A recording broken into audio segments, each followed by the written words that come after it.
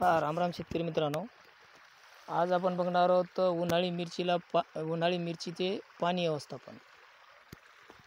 तर बघू शकता शेतकरी मित्रांनो, ही आपली आता ही मोटर चालू आहे, पाणी देऊ राहिलो आपण.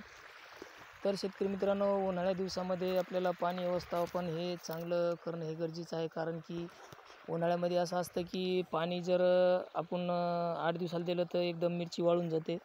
त्याला रान ओलं ठेवावं लागतं. तर बघू शकता तुम्ही आता ही मिरची आपली इकडे पहा, ही याला पाणी दिलेलं नाही. तर पहा, ही फक्त 2च दिवस झाले याला पाणी देऊन तरी ऊन धरू राहिली. तर शेतकरी मित्रांनो, एक असं नियोजन करा की मिरची आपली ऊन न धरलं पाहिजे तरच माल टिकतं, नाही तर माल टिकत नाही.